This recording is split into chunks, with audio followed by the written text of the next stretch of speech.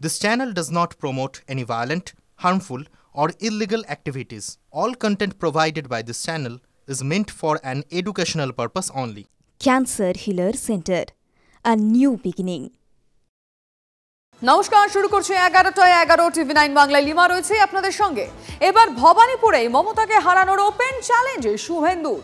ভবানীপুরে হারাবো, আরো 5 বছর হারার যন্ত্রণা বয়ে বেড়াতে হবে, সরাসরি হুঁশিয়ারি বিরোধী দলনেতার। শুভেন্দুর ঘোষণায় কার্যত দলীয় শিলমোহর সুকান্ত মজুমদারের।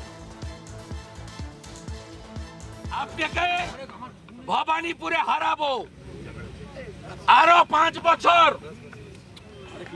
হারার যন্ত্রণা বয়ে বেড়াতে হবে। যেভাবে নন্দীগ্রামে হারার যন্ত্রণায় চিৎকার করছেন, আপনি লোকসভা ভোটে আমার এলাকায় দাপিয়ে বেরিয়েছেন, তারপরেও 16টা বিধানসভার 15টাতে কাঁথি তমলুকে গোহারান হেরেছেন। শুভেন্দুবাবু যদি ভবানীপুরে আমাদের কাছে প্রস্তাব দেন দলের কাছে যে মমতা বন্দ্যোপাধ্যায়ের বিরুদ্ধে দাঁড়াবেন উনি, আমরা অবশ্যই সেই প্রস্তাবকে সাদরে গ্রহণ করব।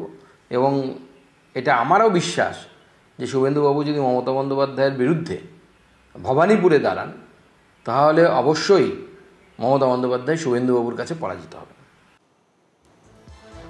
শুভেন্দুর হুঙ্কারে তীব্র কটাক্ষ কুণাল ঘোষের। উস্কে দিলেন শুভেন্দু সুকান্ত সংঘাত। শুভেন্দুকে কালীঘাটের বলির পাঁঠা করতে চান সুকান্ত, মন্তব্য কুণালের। শুভেন্দু অধিকারীকে কালীঘাটের মন্দিরের সামনে বেঁধে রাখা ছাগলের মতো ভবানীপুরে পাঠাচ্ছে সুকান্ত মজুমদার।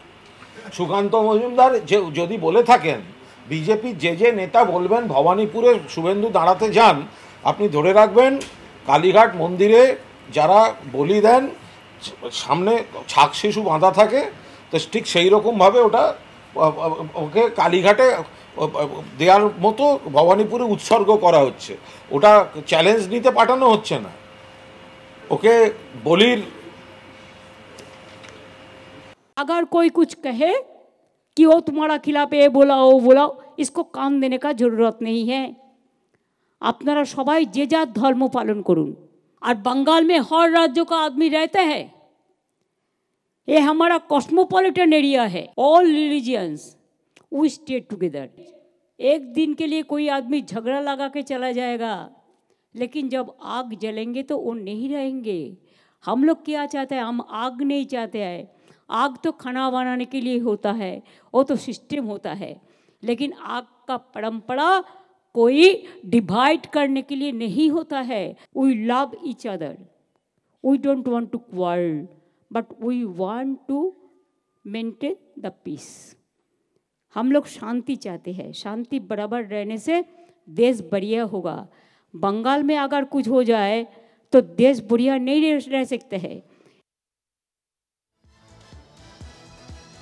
দেখুন, বিধানসভা ভোটের কিন্তু এখনো 1 বছর দেরি রয়েছে, কিন্তু তার আগে ভবানীপুর অন্ততপক্ষে হটস্পট হয়ে গেছে। কেন? আমি কথা বলতে চাইবো, আমাদের রিপোর্টার প্রদীপ্ত কান্তি ঘোষ আমাদের সঙ্গে রয়েছে।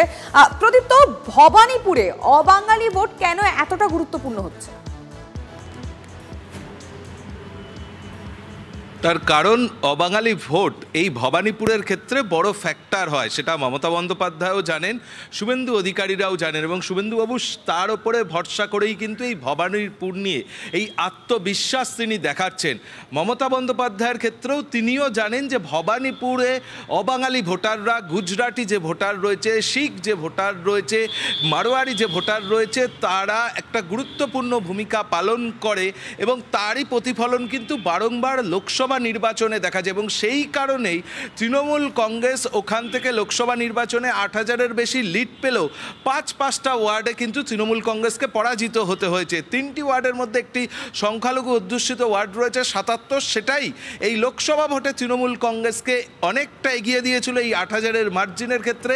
ওই ওয়ার্ডটি প্রায় 30,000-এর কাছাকাছি মার্জিন দিয়েছিল। ফলে এই অবাঙালি ভোটাররা যেদিকে ভোট দেবে তার দিকেই কিন্তু এই ভবানীপুর ঝুঁকবে।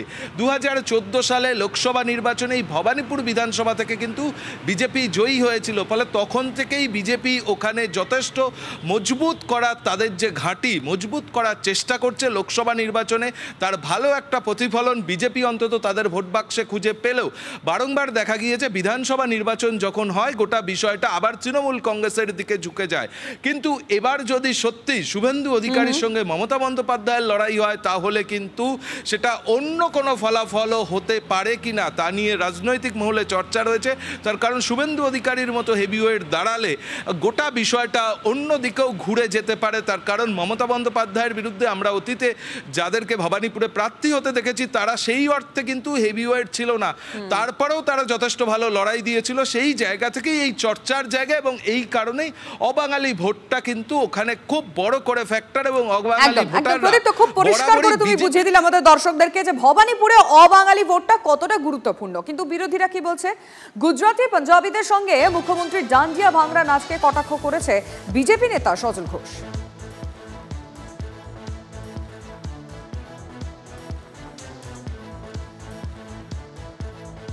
ডান্ডা নিয়ে ঠোকাঠুকি উন্মাদের মতন করেই গেলেন। আসলে মানসিক ভারসাম্য হারাচ্ছেন শুভেন্দু অধিকারীর ভয়ে, বিজেপির ভয়ে যে আবার যদি দাঁড়িয়ে পড়ে তাহলে এবার 1956টা অন্তত 20,000 হয়ে যাবে। কারণ মমতা ব্যানার্জি জানেন অবাঙালি ভোটও লাগবে না। উনি যে মিত্র ইনস্টিটিউশনে ভোট দেন উনি সেখানেও হেরেছেন, উনি নিজের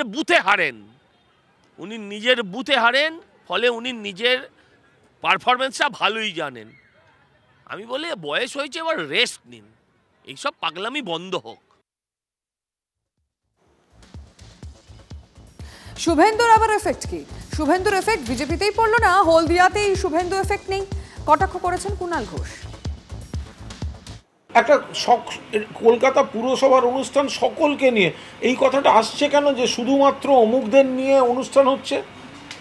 সকলকে নিয়ে একটা অনুষ্ঠান হচ্ছে, বসন্ত উৎসব, তার সঙ্গে এর সঙ্গে শুভেন্দু এফেক্ট মানেটা কি?